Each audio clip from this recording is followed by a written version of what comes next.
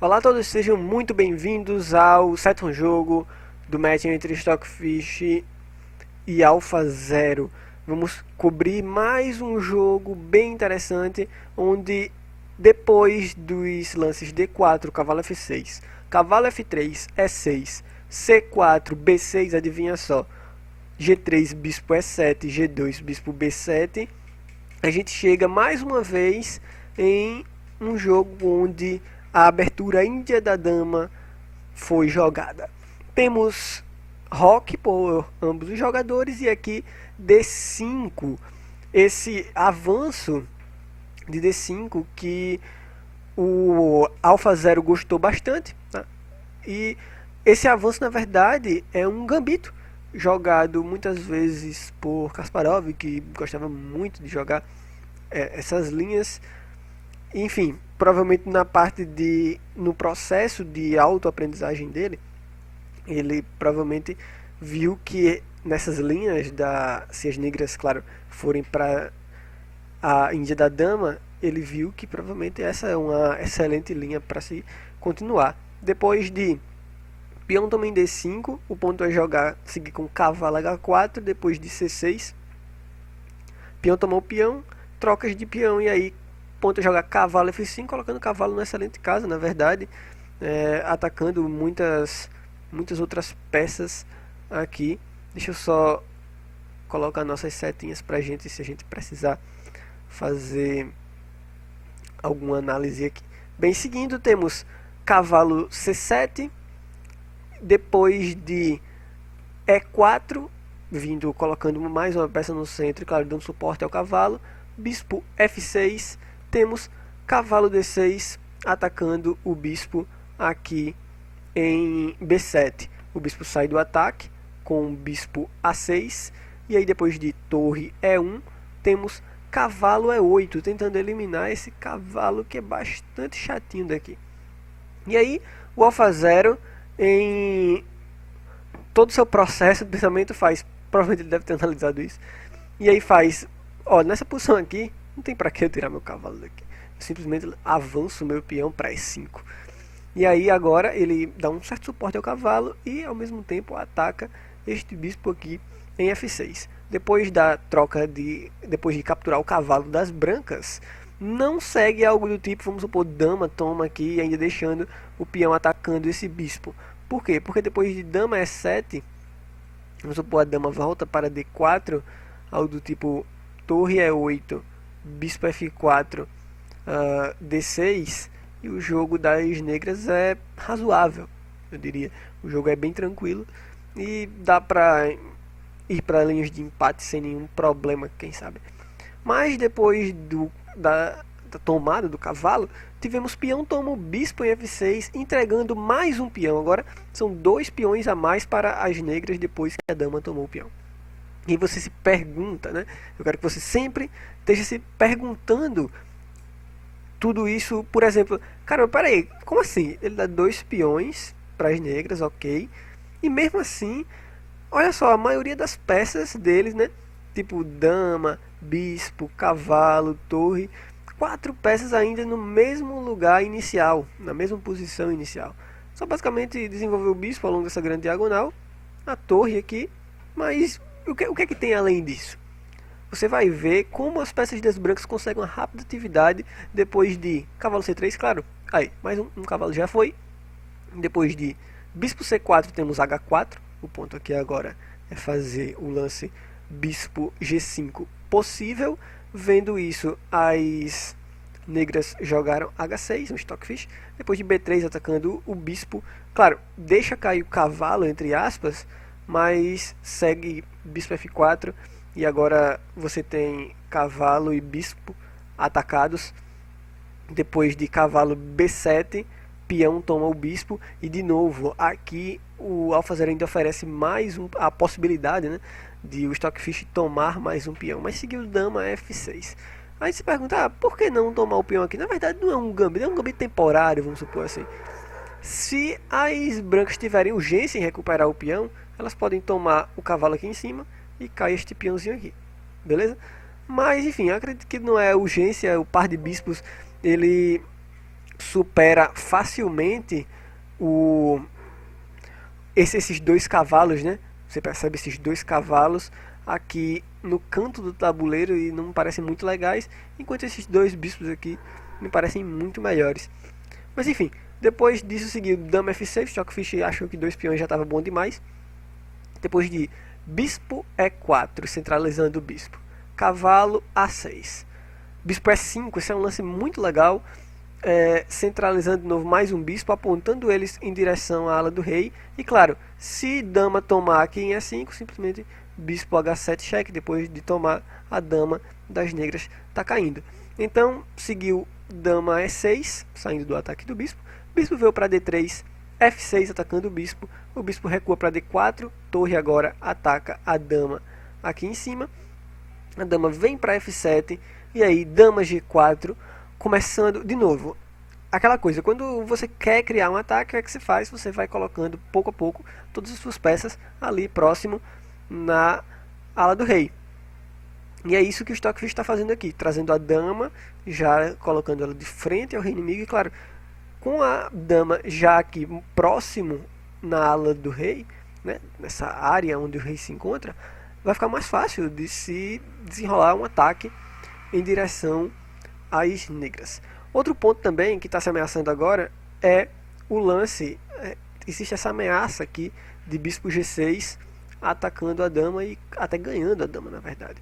Por isso que o Stockfish, muito astuto, jogou torre de FD8. Se algo do tipo torre de AD8 ignorando isso, bispo G6 segue depois de dama toma o peão em C4, torre E7 é um lance fantástico e o ataque das brancas é devastador. Então, seguiu torre de FD8, depois de torre E3, cavalo de AC5, bispo G6, a dama pode tranquilamente vir para F8. Seguiu torre D1, ok? Coordenando as peças, defendendo o seu bispo. Temos torre de AB8. O rei começa a subir, vem para G2, saindo da última fileira. Cavalo E6, depois, claro, atacando o bispo sai para a casa C3, não queremos trocar nossos bispos. Depois de cavalo de BC5, temos torre de D E1, cavalo vem para 4 atacando o bispo volta para D2, e aí temos rei H8, aqueles típicos lances querendo evitar alguns possíveis cheques do bispo, quem sabe, né? Então, para evitar qualquer coisa, vamos deixar nosso rei em H8. E aí temos F4, o Alfa0 começa a trazer seus peões para a briga. Depois de dama D6, temos, claro, atacando o bispo sai para C1, e aí temos cavalo D4, ameaçando provavelmente seguir com cavalo C2 e um garfo, né, um ataque duplo, na verdade, nas duas torres. Por isso que aqui seguiu torre E7, invadindo mesmo a posição das negras, colocando cada vez mais pressão nelas. Se aqui as negras não tiverem cuidado e jogarem um lance qualquer, tipo cavalo C3, por exemplo, um sacrifício de torre como torre toma G7 é devastador. Depois vamos supor que o rei toma a torre, bispo D3 com cheque, rei F8 e esse lance F5 é devastador. Com esse lance aqui F5 você abre essa possibilidade de captura para o bispo. Essa dama está muito ativa e enfim, essa torre também cortando aqui a ação das peças inimigas. As negras estão perdidas nessa linha.